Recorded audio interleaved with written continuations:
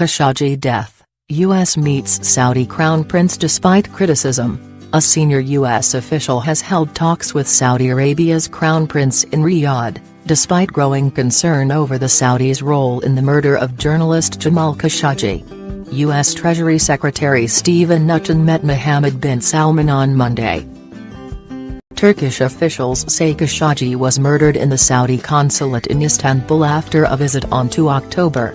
Saudi officials have given a series of conflicting accounts, but now say a rogue operation was to blame. They initially said Khashoggi had left the consulate on the same day he visited it. Last Friday they admitted for the first time he was dead and said he had been killed in a fist fight. Turkish President Recep Tayyip Erdogan has said he will reveal the naked truth of the matter in parliament on Tuesday. What do we know of the Riyadh talks? Saudi state media reported that Mr. Mnuchin and the Crown Prince had stressed the importance of the Saudi-US strategic partnership. The meeting in the Saudi capital was held behind closed doors and the US has so far made no public comment on the talks. They were held despite the fact that Mr. Mnuchin, like a number of other Western politicians and businessmen, had pulled out of a major investment forum being held in the Saudi capital this week.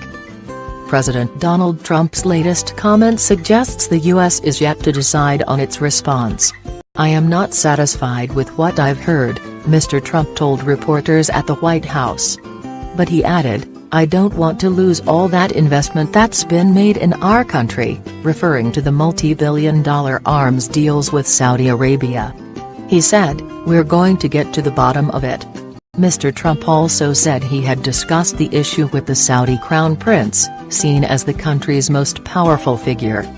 The Saudis say they have arrested 18 people, sacked 2 aides of Mohammed bin Salman and set up a body, under his leadership, to reform the intelligence agency over the killing.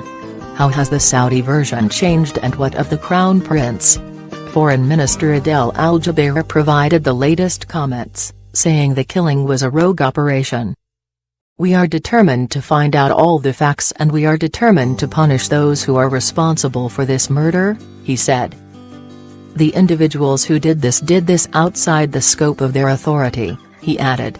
"There obviously was a tremendous mistake made, and what compounded the mistake was the attempt to try to cover up." He said that Saudi Arabia did not know where the body was. Mr. Jubeir insisted that the action had not been ordered by the Crown Prince. However, Yeni Shafak, a media outlet close to Turkey's government, said it had information showing that the office of the Crown Prince received 4 phone calls from the consulate after the killing. Reuters news agency reported on Sunday it had spoken to a Saudi official who said Khashoggi had died in a chokehold after resisting attempts to return him to Saudi Arabia. His body was then rolled in a rug and given to a local cooperator to dispose of. A Saudi operative then reportedly donned Khashoggi's clothes and left the consulate.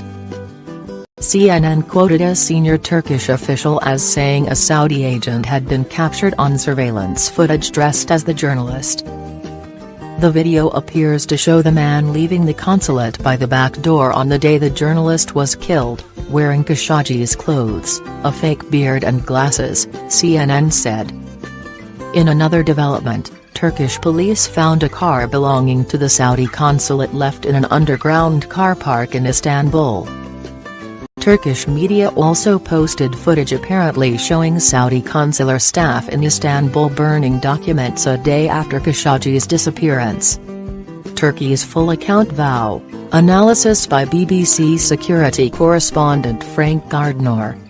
After weeks of calculated and often lurid leaks to the Turkish media, Tuesday morning's statement by President Erdogan is eagerly awaited. Turkey has promised a full account of what happened to Khashoggi, with nothing held back.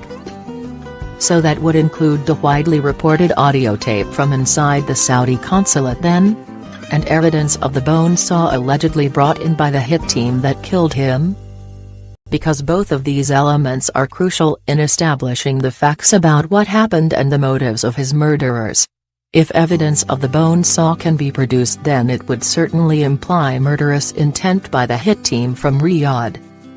The audio tape of his murder, if it does exist, could be excruciating to listen to, but is an essential part of the puzzle of how Khashoggi died. But Turkey, a country that has itself jailed more journalists than any other nation on earth, may have its own reasons for holding back on what it has. For the full story, we may have to wait a little longer yet. How have other world leaders reacted? Many of them have condemned the murder and demanded a full investigation. But several of Saudi Arabia's regional allies, including Kuwait and Egypt, have come out in its support.